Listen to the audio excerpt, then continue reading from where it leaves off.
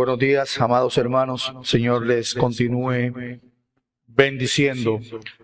Vamos a orar, hermanos. Les invito a que coloquemos este espacio maravilloso en las manos de nuestro buen Dios. Padre eterno, te damos muchísimas gracias por todo lo maravilloso, Señor, que eres y que nos das. En Cristo te damos gloria, honra y alabanza. El permitir, Señor, un día más, un domingo más, poderte venir a adorar, a alabar, a honrar tu nombre, a tener esta hermosa fraternidad con los hermanos, que como iglesia, Señor, nos reunimos para escuchar tu palabra. Por favor, permite que tu Santo Espíritu en esta hora nos convenza de toda verdad, también nos convenza de todo pecado, que nos ayudes para que podamos poderosamente, Señor, valorar sacrificio bendito, vicario de nuestro Señor y Salvador Jesucristo. Te ruego, Señor, que nos hables en esta mañana, que tu palabra jamás regrese vacía, que haga un eco poderoso en nuestra alma, que nos ayudes a serte fiel en Cristo cada día. En el nombre bendito de nuestro Señor y Salvador te lo rogamos. Amén y amén. Les pido me acompañen, amados hermanos, a la carta del apóstol Pablo a los Colosenses. Colosenses capítulo 2. Vamos a leer los versículos del 13 al 15. Colosenses capítulo 2, versículos 13 al 15.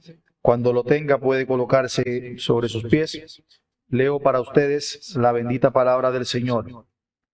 Y a vosotros, estando muertos en pecados y en la incircuncisión de vuestra carne, os dio vida juntamente con Él, perdonándoos todos los pecados, anulando el acta de los decretos que había en contra de nosotros, que nos era contraria, quitándola de en medio y clavándola en la cruz. Y despojando a los principados y a las potestades, los exhibió públicamente, triunfando sobre ellos en la cruz. Amén. Pueden tomar asiento.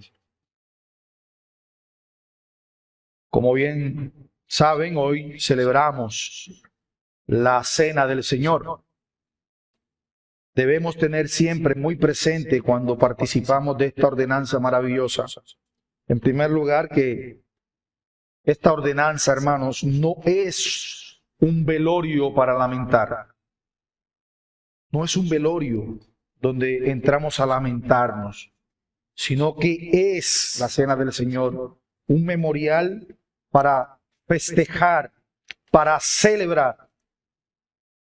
¿Qué celebramos?, preguntará alguno. Pues este versículo, estos dos versículos que acabamos de leer, nos dice generalmente qué hemos venido a celebrar. Primero, que Dios nos libertó en Cristo de la culpa del pecado.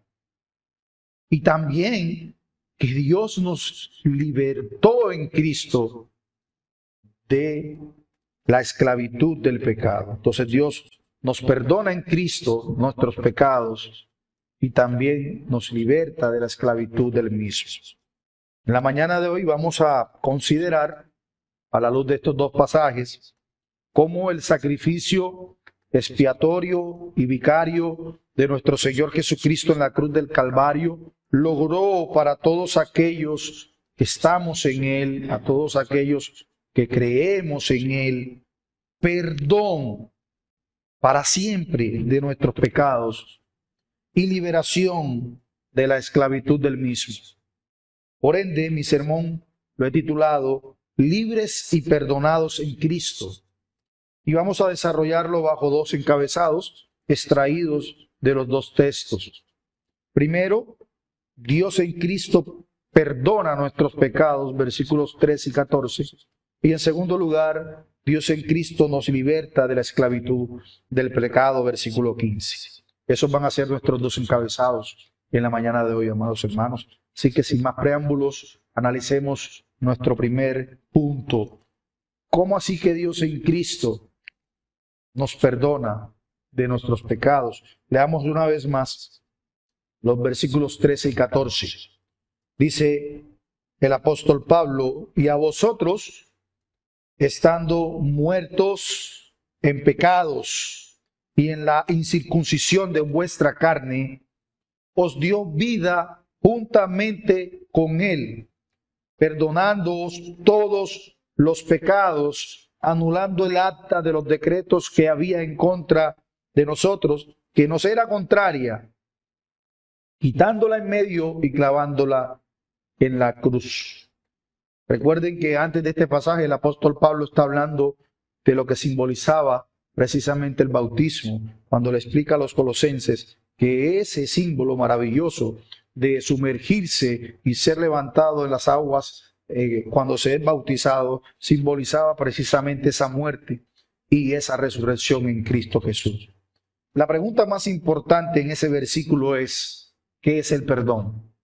Porque Pablo dice que somos perdonados en él. ¿Qué es el perdón? Por supuesto, el perdón supone algo importante. ¿Qué cosa? Supone culpa. Culpa. No hay perdón donde no hay culpable, no hay perdón donde no existe culpa. Donde no hay pecador, no hay pecado. Donde no hay malhechor, hay delito. Por esto el texto dice claramente: y cuando estabais muertos en vuestros delitos, y vosotros estando muertos en pecados y en la incircuncisión de vuestra carne. Es exactamente igual lo que Pablo le dice también a los hermanos en Éfeso, en el capítulo 2, cuando empieza diciendo: y vosotros que estabais muertos en vuestros delitos y pecados y en la incircuncisión. Acá habla de la incircuncisión, Pablo allá habla de que éramos esclavos y hacíamos o andábamos conforme a la corriente de este mundo.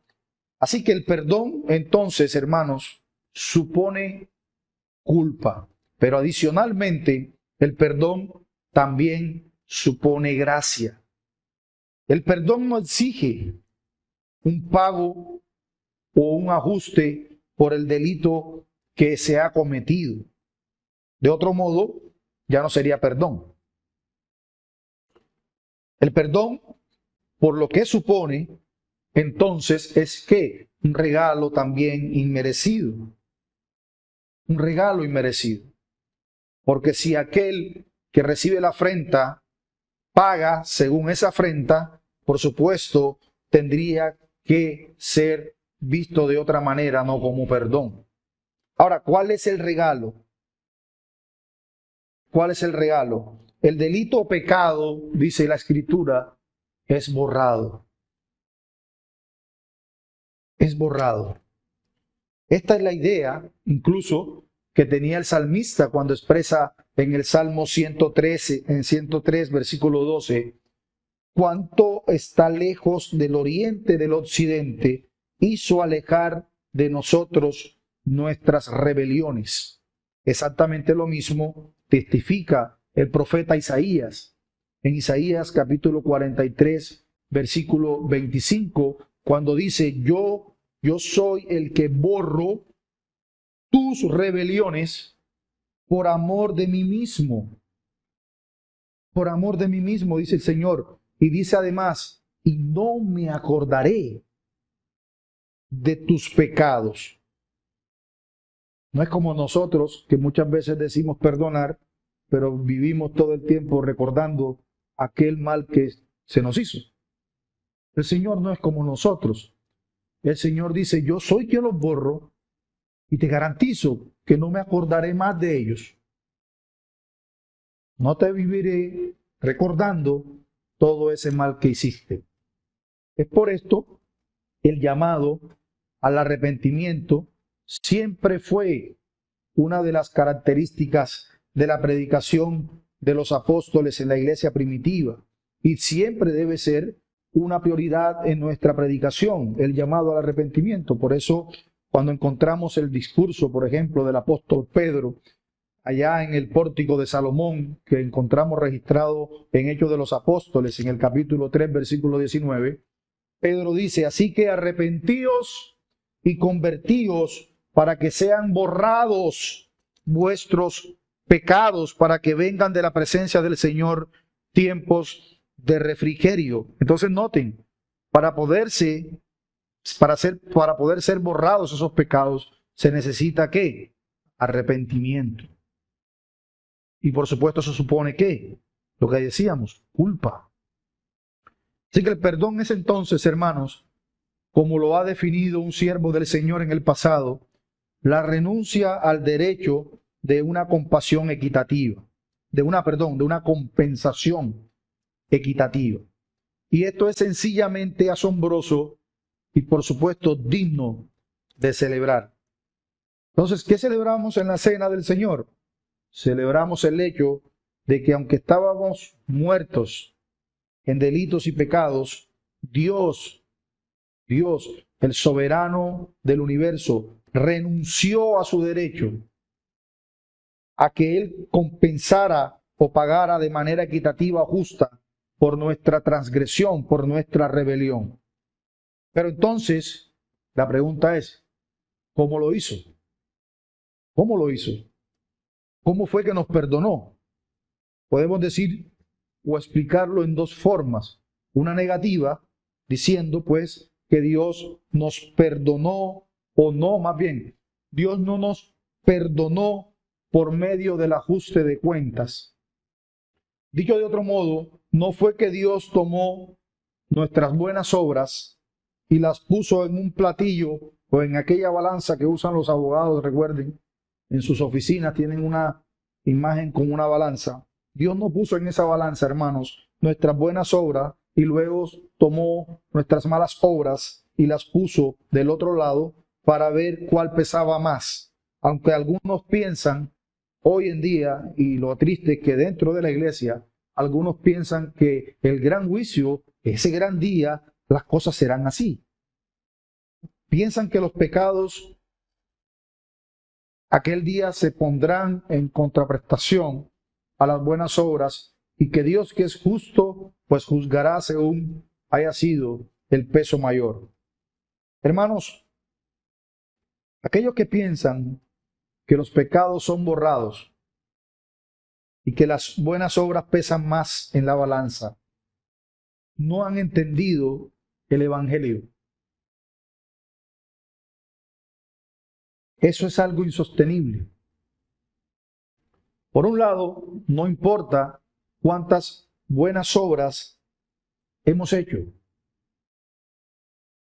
porque éstas no pueden borrar lo malo que hemos hecho. Un solo delito, dice la Escritura, uno solo, es suficiente para hacernos culpables delante de Dios de todos los demás. ¿O acaso eso no es lo que expresa Santiago en su capítulo 2, versículo 10? Santiago dice, porque cualquiera que guarde toda la ley, pero ofendiere en un punto, en un solo de esos mandamientos, se hace culpable de todos. Además de esto, también debemos recordar, hermanos, que por más buenas obras que usted y yo hagamos, no dejan de ser más que trapo de inmundicia delante del Señor, como lo señala Isaías en el capítulo 64, versículo 6. Así que usted no busque que ese día va a sacar pecho, como decimos acá en la costa colombiana, delante de Dios por lo que ha hecho. No, hermanos. Nada de lo que hemos hecho bueno, que procede de Dios mismo, el cual Él ha ordenado de antemano que nosotros hagamos, es suficiente para poder alcanzar el estándar santo de la justicia perfecta de Dios. Así que negativamente no es que Dios ponga en una balanza. Entonces, ¿cómo Dios nos perdona? ¿Cómo fue que lo hizo? Positivamente hablando, podemos decir que nuestros pecados no fueron borrados por un ajuste de cuentas, sino porque el acta de los decretos que era contra nosotros fue cancelado. Fue cancelado. Dice el texto, perdonándoos todos los pecados, anulando el acta de los decretos que había en contra de nosotros, que nos era contraria, quitándola de en medio y clavándola, en la cruz. ¿De qué se trata? Dice la palabra de un documento. Un documento, la palabra griega que el apóstol Pablo utiliza ahí, significa literalmente un escrito a mano. Un escrito a mano. Se refiere a un documento escrito de carácter legal, de carácter judicial. ¿Cuál era su contenido? Decretos, dice la Escritura. Es decir, sentencias legales. ¿Y qué testificaban? Testificaban en contra de alguien. Pablo dice, nos eran contrarias. Es decir, que esos decretos contenían sentencias legales en contra de nosotros. Juan Calvino sobre esto comentaba lo siguiente, permítame y cito, abro comillas. Dice Juan Calvino, ahora dice que hemos sido liberados de la condena, de tal manera que incluso la escritura a mano se borra para que no quede ningún recuerdo, porque sabemos que en lo que respecta a las deudas, la obligación sigue vigente, siempre y cuando la escritura a mano permanezca. Es decir, si usted firma un pagaré, tiene una deuda, y aunque usted haya pagado, si ese pagaré no es roto, usted todavía sigue como deudor. Dice Calvino, y aunque la escritura a mano permanezca, la obligación sigue vigente. Y que por otro lado, al borrar o desgarrar ese escrito, ese documento, el deudor queda en libertad. Y Pablo utiliza precisamente esta figura de manera metafórica para referirse, por supuesto, a las demandas de la ley en contra nuestra. El pecado es presentado en varios lugares en las Escrituras como una deuda que tenemos con Dios. Nosotros somos deudores porque hemos transgredido su ley, hemos violado su ley y deudores somos. Y por supuesto las deudas se deben pagar. Esto nos recuerda aquella imagen bíblica del rey Balsasar. ¿Recuerdan? El rey Balsasar estaba sentado en un banquete, en una fiesta espléndida en Babilonia, comiendo y bebiendo, cuando de repente una mano sale y escribe contra él algo en la pared. Voy a recordar el pasaje que se encuentra en Daniel capítulo 5, versículos 25 al 27. Dice, y la escritura que trazó es Mene, Mene, Tekel, Uparsin. Esta es la interpretación, dice, Mene, dice, contó Dios tu reino y le ha puesto fin. Y Tekel significaba, pesado has sido en balanza y fuiste hallado falto. Ese escrito a mano, hermanos, simbolizaba exactamente todo lo que el apóstol Pablo quería centrar en el pasaje. La imagen de la anécdota entonces es que existe un salón de archivos donde cada gaveta contiene los registros, todos los registros de nuestros pecados, con fecha, hora. Una gaveta donde dice malos pensamientos. Una gaveta donde dice malos deseos. Otra donde dice malas palabras. Otra donde dice omisión o comisión. Por ende, hermanos, allí está registrado aquel día en el parque cuando viste con lujuria aquella mujer que estaba mal vestida. Allí, en esos registros, queda el momento en que estabas en tu habitación y en el que abriste aquella página pornográfica. Allí queda ese registro. Aquel donde en un periodo de tu vida te llenaste de amargura y de odio contra tu hermano. Allí queda registrado ese momento. O aquel día que le dijiste a tus padres que cruzarías a la casa del vecino cuando en realidad te dirigías a una fiesta. Eso también queda ahí, registrado. Aquel día en que te moviste por la codicia y metiste la mano en los bienes de tu jefe en el trabajo.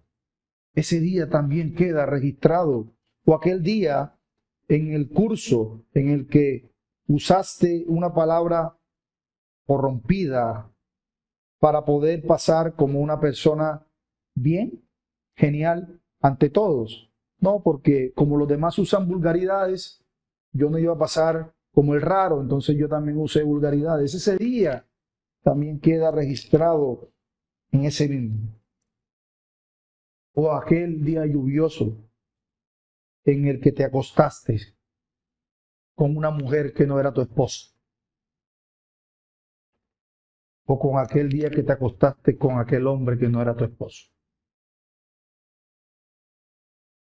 Todas esas cosas, hermanos, todos y cada uno de los pecados que hemos cometido están registrados. Todos. Así que se trata de cosas que al pensarlas vienen a nosotros un sentimiento de culpa y de vergüenza, porque recuerden, la conciencia acusa. La única manera de ser perdonados no es balanceando esta monstruosa, vergonzosa información de nuestros pecados con buenas obras.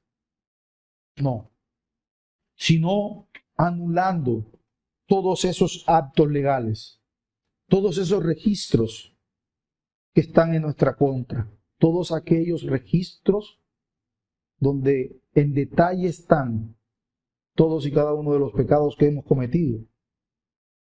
Hermanos, si no mencionamos estas cosas para traer culpa o vergüenza a nuestra mente, sino para recordar la buena noticia. ¿Cuál es esa buena noticia?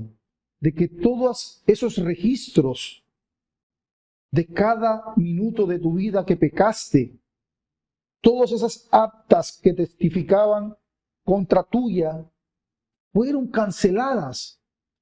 Esos registros en Cristo ya no existen. Si tú estás en Cristo, nueva criatura eres. Las cosas viejas pasaron, todas son hechas nuevas. Todos esos registros que testificaban en tu contra ya no existen. Pablo dice, anulando el acta de los decretos que había en contra de nosotros, que nos era contraria, quitándolo de en medio y clavándolo en la cruz. Dios mismo canceló esas deudas, es decir, anuló la fuerza legal de todas esas sentencias. Todas fueron invalidadas. Ahora bien, esas actas que testificaban en contra de nosotros no solo fueron canceladas, ellas también fueron quitadas de en medio. Y lo ha quitado de en medio. ¿Qué significa eso? El profeta Miqueas lo coloca de la siguiente manera en Miqueas capítulo 7, versículo 19. Dice, Él volverá, hablando del Señor, a tener misericordia de nosotros. Y escuchen con atención, sepultará, enterrará nuestras iniquidades y echará en lo profundo del mar todos nuestros pecados. Eso es lo que significa que los quitó de en medio. No es que simplemente las anuló para tenerlas allí presentes, para que la vean. No. Las anuló y las enterró, las sepultó. Hermanos, ¿cómo sucedió eso? ¿Cómo es que canceló Dios estas actas? Por supuesto, no fue por cuñas políticas, como suele pasar en la corrupción de nuestro país, sino que le costó la vida de su hijo. Ese fue el precio. Por eso Pablo dice, lo ha quitado de en medio y todas esas altas las clavó en esa cruz. En esa cruz, Dios tomó todas esas monstruosas y vergonzosas actas y las clavó en la cruz juntamente con su Hijo, juntamente con Cristo. El archivo fue borrado y limpiado porque Jesús, el Hijo de Dios, tomó el acta y la firmó sobre nuestro nombre con una tinta imborrable. ¿Cuál fue la tinta, hermanos? Su propia sangre. Su sangre. En la cruz, hermanos, Jesús cargó con nuestra culpa y con nuestra vergüenza. Imagínense por un momento ese episodio donde estemos en el tribunal de Dios y cada acto vergonzoso, pecaminoso que hemos cometido pasara enfrente a la vista de todos. ¿Generaría vergüenza? Por supuesto que sí. Por supuesto que sí. Pero Él cargó con nuestra vergüenza, con nuestra culpa. Él soportó nuestra condenación. Por tanto, como dice el apóstol Pablo en Romanos capítulo 8, versículo 1, no hay condenación para los que están en Cristo. Pablo nos dice que ese documento en donde estaban contenidas todas nuestras transgresiones fue quitado del medio y clavado en la cruz. Fue Cristo quien pagó esa deuda a un costo supremamente alto. Alto. El costo de su propia sangre. Y es por eso que Dios pudo borrar ese pagaré donde estaban contenidas nuestras deudas, porque alguien ya pagó. Alguien pagó. Cristo pagó. Así que Dios no perdonó nuestros pecados en Cristo haciéndose el de la vista gorda. Cristo pagó. Ahora bien, en segundo lugar, Dios no solo perdonó nuestros pecados, sino que además nos libertó de la esclavitud, de la cautividad en la que nos encontrábamos en Él, en ese pecado. Dice el versículo 15. Y despojando a los principados y a las potestades, los exhibió públicamente, triunfando sobre ellos en la cruz. Yo quiero que vaya un momento conmigo a Efesios capítulo 2. Efesios capítulo 2.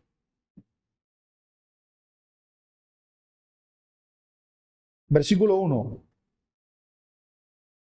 Dice, y Él os dio vida a vosotros cuando estabais muertos en vuestros delitos y pecados.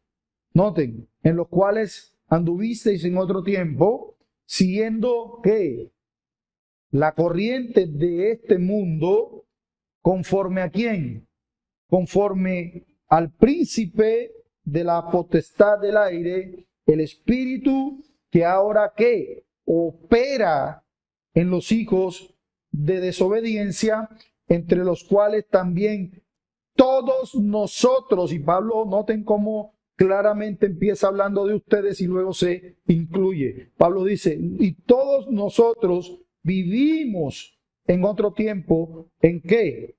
Precisamente obedeciendo a la operación del príncipe de este mundo, pero Pablo lo detalla mejor. Dice, en los deseos de nuestra carne, haciendo la voluntad de la carne y de los pensamientos, y éramos por naturaleza hijos de ira, lo mismo que los demás. Es claro entonces quiénes son estos poderes y estas autoridades. Por supuesto, es una referencia a las huestes espirituales de maldad, encabezadas, por supuesto, por Satanás, por el diablo, el acusador de nuestros hermanos, como lo señala Apocalipsis capítulo 12, versículo 10. El diablo y sus ángeles atacan con fuerza por medio de acusaciones. Todo el tiempo lo hacían al pueblo de Dios, produciendo ¿qué? Tristeza, depresión, desesperanza. Su tarea es tratar de cavar en el corazón de la tierra y bucear en esas profundidades, buscando aquellas actas que fueron enterradas y fueron hundidas por Dios. Esas actas son sus municiones, son sus balas con las que constantemente nos disparan. Por eso, hermanos, a veces nos cuesta tanto perdonarnos a nosotros mismos. Por eso, aunque Dios nos haya perdonado, siempre vivimos recordando esos pecados como si Dios aún no nos hubiese perdonado, como si Dios no hubiese enterrado esos pecados, como si Dios no hubiese borrado para siempre esas iniquidades. Pero entonces es allí donde debemos recordar la acción divina. El diablo y sus ángeles fueron desarmados por Cristo para luego desnudarlos. La única arma que el diablo tiene o que tenía para atacar le ha sido quitada. Le ha sido quitada. Es decir, que el efecto de la obra de Dios consistió en que aquellas acusaciones diabólicas constantes ya no son efectivas. Sus fuertes balas acusatorias, sus municiones acusatorias fueron detenidas por el poderoso yelmo de la salvación lograda en la cruz por nuestro Señor Jesucristo y por supuesto aplicada en nuestra conversión. Cada vez que el diablo desentierra una de esas actas y quiere usarlas en nuestra contra, se encuentra con la firma de sangre de Cristo en una de ellas. Sí, él lo debía. Sí, él era culpable y es culpable, pero yo pagué por él. Cada vez que el infierno mismo osa acusarnos, hermanos, el Cordero inmolado exhibe sus heridas con nuestro nombre escrito en ella. No importa que él use, Satanás, sus herramientas, sus peones, para poder tratar de lograr darnos un jaque mate.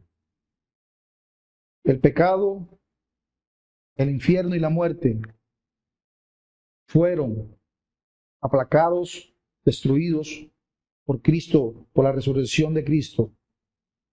Juan Calvino comentaba lo siguiente. Dice Calvino, esta es la libertad total, que Cristo por su sangre no solo ha borrado nuestros pecados, sino toda escritura a mano que pueda declararnos expuestos al juicio de Dios. Esa es la libertad total.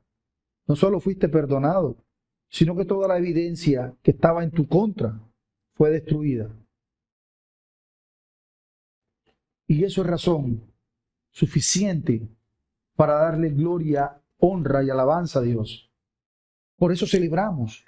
En el memorial de la ordenanza celebramos la victoria de Cristo. ¿Cuál fue el resultado? Hermanos, el resultado fue espectacular.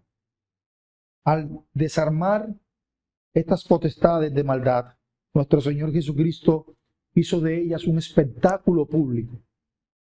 Un espectáculo público, así como, como el emperador romano en esa época, cuando ganaba una victoria y vencía a sus enemigos, circulaba por todas las calles en una carroza abierta, poniendo a caminar desnudos y desarmados a todos aquellos enemigos guerreros que fueron capturados, para que todo el mundo viera la victoria de ese emperador. De esa misma forma, hermanos, Cristo venció a sus adversarios, a sus enemigos, y los expuso a la vergüenza pública ante todo el universo.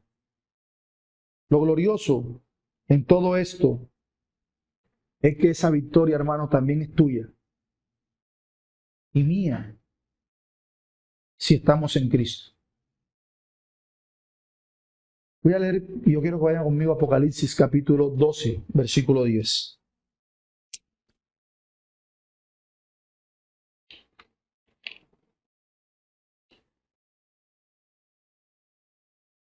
Apocalipsis 12, 10 dice: Entonces oí una gran voz en el cielo que decía: Ahora ha venido la salvación, el poder y el reino de nuestro Dios y la autoridad de su Cristo, porque ha sido lanzado fuera el acusador de nuestros hermanos, el que los acusaba delante de Dios día y noche, y ellos le han vencido por medio de la sangre del Cordero y de la palabra del testimonio de ellos, y menospreciaron sus vidas hasta la muerte. Aquel acusador, ese día en la cruz, fue echado fuera. Y no voy a entrar en detalle porque lamentablemente hay muchos que piensan que este pasaje es futuro. Ven este acontecimiento de Apocalipsis capítulo 12 como algo que aún no ha sucedido. Esto ocurrió exactamente en la cruz del Calvario. Allí fue donde fue exhibido, fue echado fuera el acusador, el que de día y de noche, como dice la Escritura, día y noche nos acusaba. Y nosotros, dice la Escritura, lo hemos vencido por la sangre del Cordero. Quiero citar a Martin Lloyd-Jones. Martin Lloyd-Jones hablaba sobre Cristo diciendo unas palabras maravillosas. Dice Martin Lloyd-Jones: yo soy tu pecado y tu maldición. Yo soy tu muerte, tu ira de Dios, refiriéndose a Cristo. Todas estas palabras se las dice Martin Lloyd-Jones a Cristo. Yo soy tu pecado y tu maldición. Yo soy tu muerte, tu ira de Dios y tu infierno. Y por el contrario, tú eres mi justicia, mi bendición, mi vida, mi gracia de Dios y mi cielo. Plasmando todo lo que somos nosotros para Él, pero todo lo que Él es para nosotros. Cristo es nuestro todo. Él es el centro del Evangelio. Lo que nosotros no podíamos pagar, Cristo lo pagó completamente, muriendo en el lugar de pecadores para que todo aquel que en Él crea no se pierda, mas tenga vida eterna. Como dijo un predicador, la salvación es gratis, pero no barata.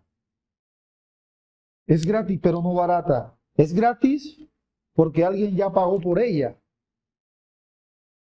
Pero no fue para nada barata porque le costó la sangre al Hijo de Dios. Y esto para garantizarnos y asegurarnos la victoria. Como lo dice la Biblia de las Américas, en ese versículo 15 dice: y habiendo despojado a los poderes y autoridades, hizo de ellos un espectáculo público, triunfando sobre ellos en la cruz. Estos poderes y autoridades ya sabemos quiénes son, porque el apóstol Pablo dice claramente cuando le escribe a la iglesia de Éfeso que nosotros no tenemos lucha contra sangre ni carne, sino contra principados, contra potestades, contra huestes de maldad en lugares celestes. Y con esto quiero nuevamente enfatizar algo importante que se nos olvida. Si bien es cierto, en muchas iglesias tienen un mal énfasis en la lucha espiritual, también existe el extremo contrario, que muchas iglesias reformadas simplemente lo minimizan y no le dan la importancia que deben darle. Hermanos, Satanás existe, los demonios existen y ninguno de nosotros como creyente debe tomarlos a la ligera. Nosotros vivimos en guerra y que debemos pelear, por supuesto, amparados solamente en el poder de Dios, pero debemos estar alerta.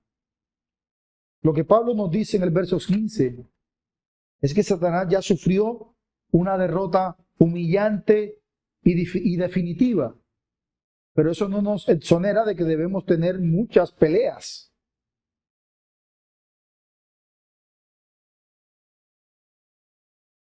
Así que no fue, hermanos, la resurrección de nuestro Señor Jesucristo lo que nos garantiza o lo que garantizó ese espectáculo público de Satanás. Fue su muerte, su muerte. En la cruz Dios lo hizo como el instrumento de su triunfo. Hizo de ellos un espectáculo público, triunfando sobre ellos en la cruz.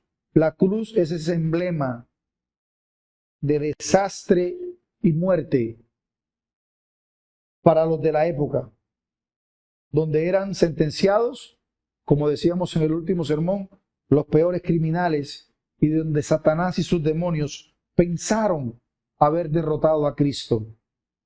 Dios lo tornó en el instrumento de la humillante derrota de Satanás y sus secuaces. Ya para concluir, amados hermanos, para ustedes, mis hermanos, hoy que celebramos la Cena del Señor, celebramos nuestra victoria en Cristo. ¿Sobre qué? Sobre la culpa y sobre el poder del pecado. Cristo ya venció en la cruz. Y nosotros los creyentes hemos vencido en Él. Debemos seguir peleando la buena batalla de la fe. No debemos tomar, repito, al diablo a la ligera.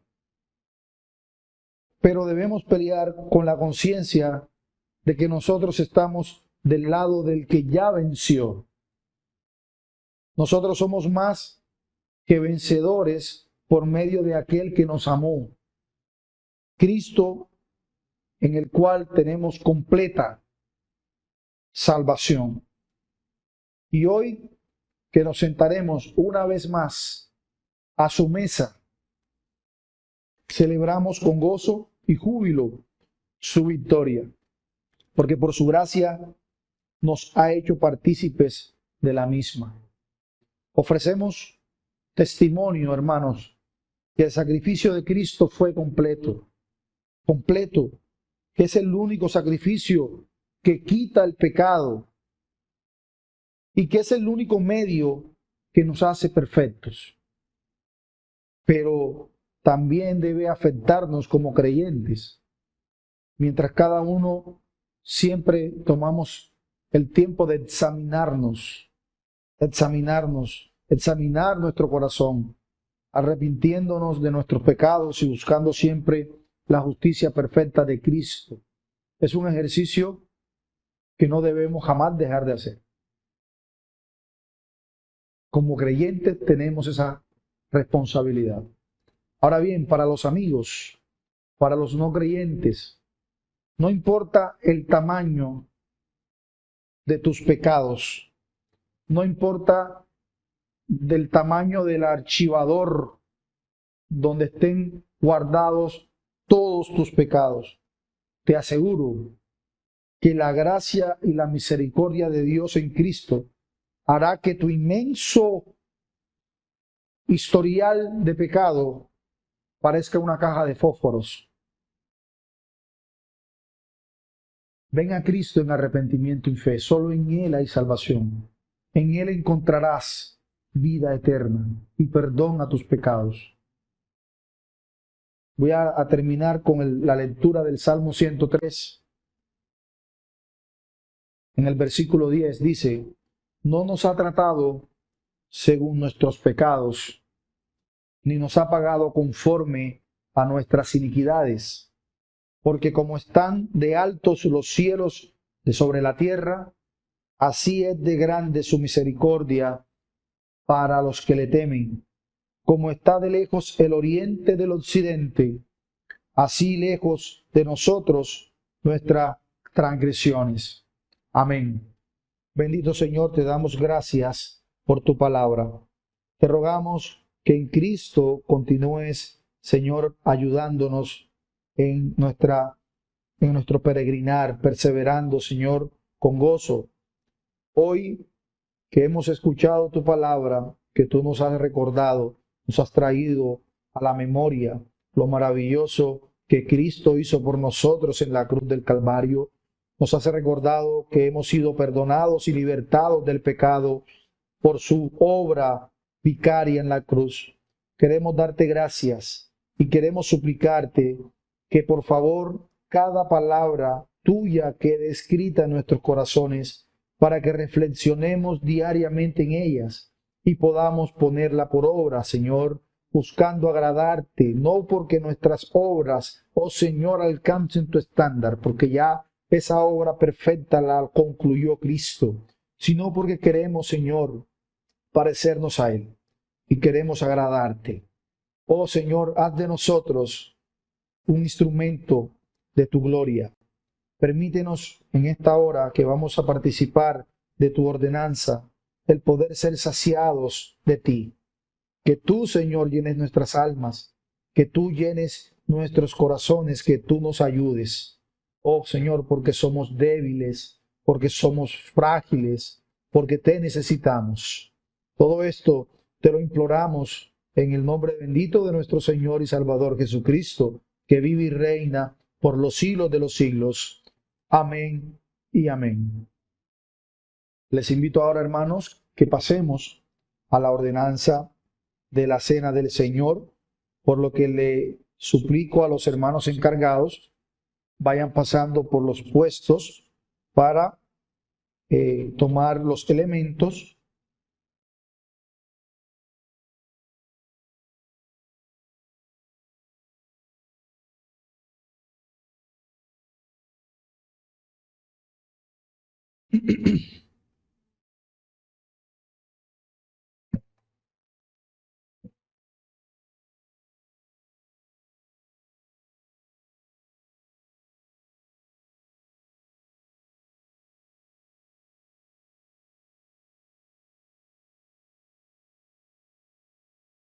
Debemos siempre recordar durante la celebración de esta ordenanza que nuestro Señor Jesucristo ha prometido estar en medio nuestro. Él dice, donde estén 2 o 3 congregados en mi nombre, allí estaré yo en medio de ellos.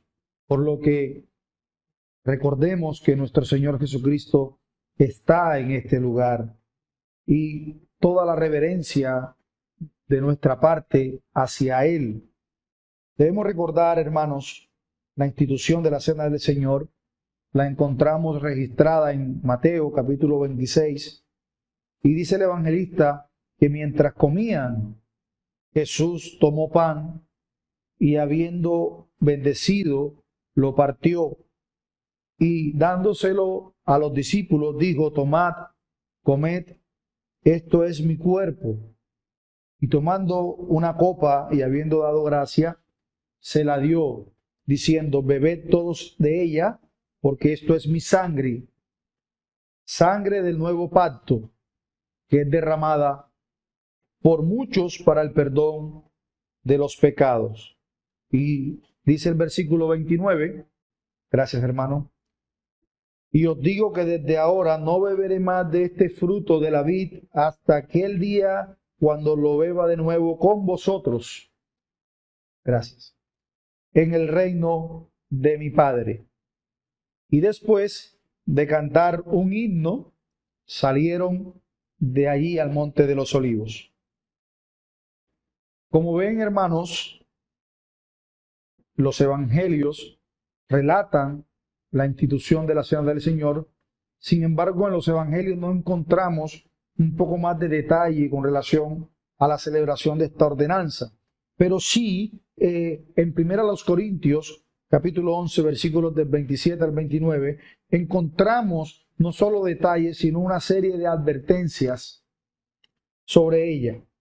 Dice el apóstol Pablo, en su primera carta a los Corintios, en el capítulo 11, versículo 27, de manera que cualquiera que comiere de este pan o bebiera de esta copa del Señor indignamente, será culpado del cuerpo y de la sangre del Señor. Por tanto, pruébese cada uno a sí mismo, y coma así del pan y beba de la copa, porque el que come y bebe indignamente, sin discernir, el cuerpo del Señor, juicio come y bebe para sí.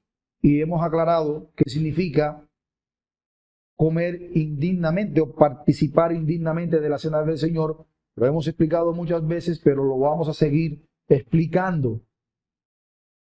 Puede significar, tomar la cena del Señor indignamente puede significar tomar con indiferencia el verdadero significado del pan y la copa, estos elementos que simbolizan su cuerpo y su sangre, olvidando, por supuesto, el tremendo precio que nuestro Señor y Salvador Jesucristo pagó por nuestra salvación. Del mismo modo, siempre tratamos de que aquellas personas que hayan bajado las aguas, que hayan profesado fe en Cristo, sean las que participen. No porque ellos tengan un mayor galardón que otros, sino porque se supone de que estas personas han entendido el sacrificio de Cristo, han entendido el Evangelio y no toman con indiferencia el significado de estos elementos. Así que la Escritura nos muestra el poder y lo maravilloso de estos símbolos. Por ejemplo, Hebreos capítulo 9, versículo 22 dice que sin derramamiento de sangre no hay perdón de pecados. Y sabemos, hermanos, que la copa simboliza la sangre de nuestro Señor. Pero también el tomar la cena del Señor indignamente también puede significar que esta ceremonia, que este memorial, que esta ordenanza, se convierta en un ritual muerto, en un ritual rutinario, en donde ni siquiera nos hemos puesto a pensar ni a meditar en lo importante que es sentarse a la mesa del Señor. Nosotros la celebramos una vez al mes y buscando muchas veces que esta ceremonia, que esta ordenanza, por nuestro pecado, por la dureza de nuestro corazón, no pierda la importancia. Hay otras iglesias que lo hacen todos los domingos. Y por supuesto, es maravilloso. Ojalá pudiéramos celebrarla todos los domingos. Es fácil para nosotros muchas veces tomar en poco la cena del Señor. Si yo preguntase hoy, ¿quiénes de los que estamos acá anoche pensamos de este maravilloso evento en el cual íbamos a participar hoy? Si yo les preguntara, ¿quién de ustedes de verdad meditó, reflexionó en que se iba a sentar a la mesa del Señor en esta mañana? Así determinamos si en verdad tenemos esta ordenanza como un ritual frío y rutinario. Pensé anoche que iba a participar de tan magno evento, ¿o les parece que es poca cosa que el Rey de los cielos, el Rey del universo, la persona más importante, nos invite a comer con Él? ¿Será que existe algo más importante que este evento? Dígame quién es la persona más importante con cargos diplomáticos o políticos que pueda existir en la tierra. No sé, el rey, la reina. Lo invita a comer. ¿Será que usted no pensará en ese día que usted va a comer y a compartir con esa persona? Seguramente estará pensando qué me pongo, qué me voy a poner, cómo voy a ir vestido, qué palabras les voy a decir. Porque es una persona muy importante la que nos está invitando. ¿Cuánto más, hermanos? El Hijo de Dios. ¿Cuánto más? Entonces, tomar la cena del Señor indignamente es eso, tratar, relegar, restarle importancia a este evento tan importante.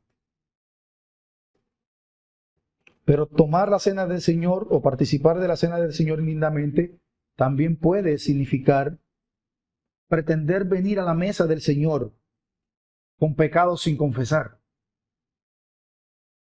con pecados ocultos, como si pensáramos que Dios se hace el de la vista gorda con lo que hacemos. Por eso, para guardar la instrucción del apóstol Pablo, cada uno debe examinarse a sí mismo antes de comer del pan y beber de la copa. Y recordamos, y debemos siempre recordar, que esto no significa que si hemos cometido pecados durante la semana, entonces nos vamos a abstener de participar. Porque ¿quién puede decir que no ha pecado, hermanos? ¿Quién puede levantar la mano y decir que no peca diariamente?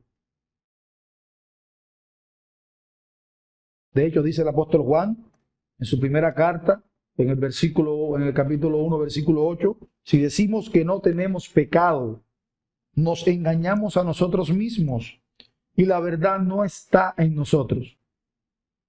El versículo 10 dice, si decimos que no hemos pecado, le hacemos a él mentiroso y su palabra no está en nosotros.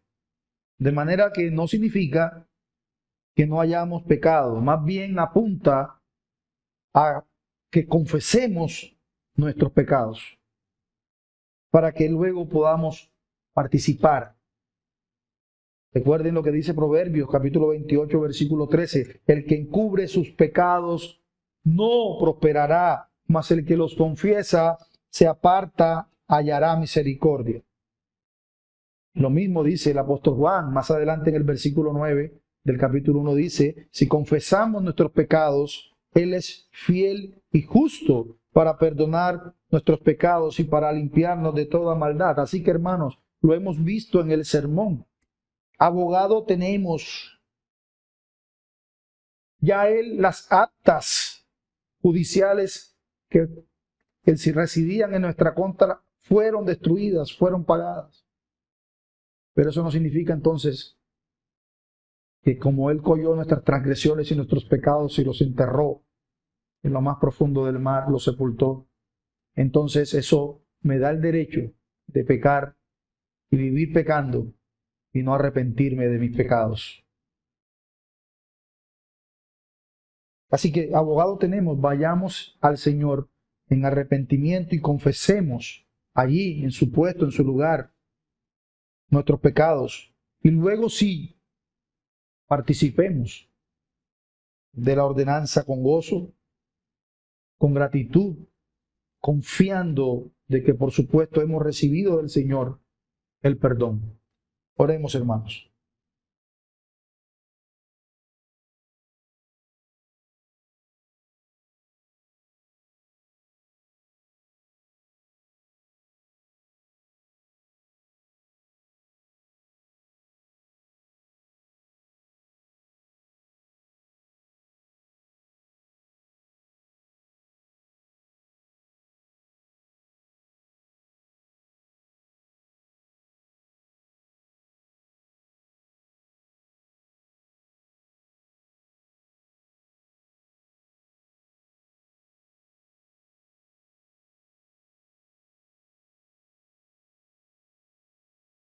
En el nombre bendito de Jesús.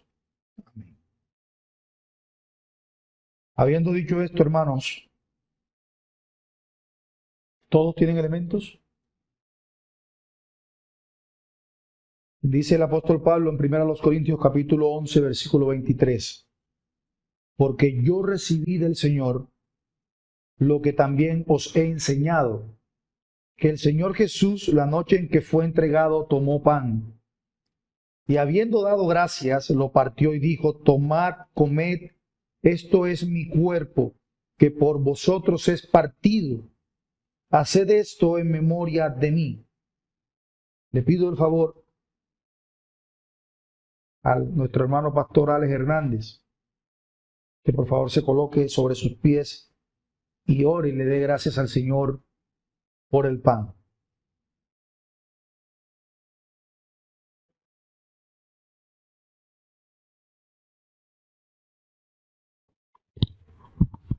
Señor, te damos gracias en este momento tan especial que nos hace, Señor, digno de participar en un evento tan especial. Gracias le damos, Señor. Y este pan que simboliza, oh Dios, Señor, ese cuerpo tuyo en la cruz del Calvario que fue inmolado, Señor, por nuestros pecados. Fue inmolado por, Señor, porque transgredimos tus palabras, Señor. Usted pagó ese precio que no podíamos pagar. Gracias, oh Dios, le damos en el nombre de su Hijo amado Cristo Jesús por hacernos partícipe de este gran evento. Amén y amén. Amén. Podemos comer el pan, hermanos.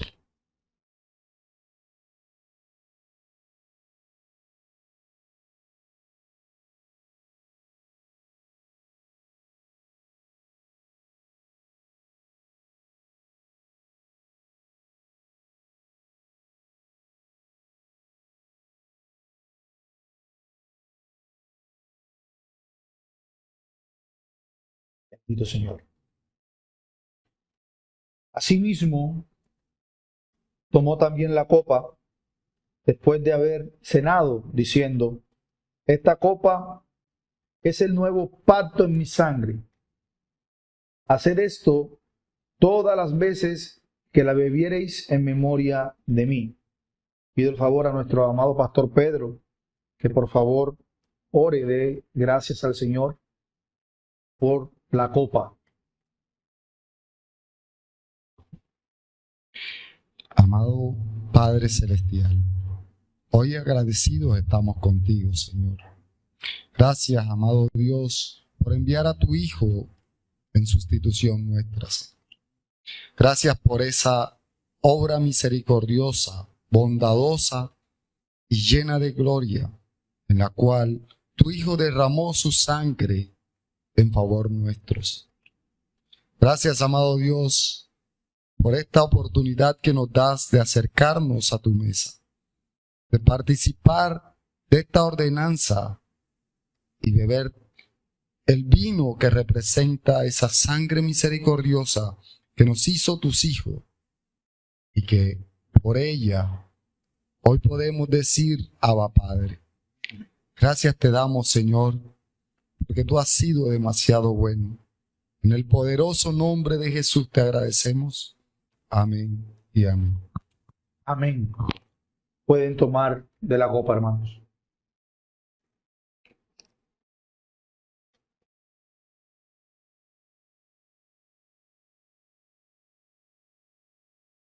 Así pues, todas las veces que comiereis este pan y bebiereis de esta copa, la muerte del Señor anunciáis hasta que Él venga. Amén. Vamos a orar. Señor, gracias, gracias infinitas te damos una vez más por permitirnos participar de esta bendición tan grande, de este privilegio maravilloso de compartir contigo en tu mesa. Recordar que éramos tus enemigos, éramos hijos de ira, y tú hoy, Señor, nos has hecho tus hijos, coherederos en Cristo. Gracias por esta iglesia, Señor. Gracias por los hermanos. Gracias por esta familia. Ayúdanos a seguir perseverando, unidos, con fe, con gozo. Te lo rogamos en el nombre bendito de Jesús. Amén y amén.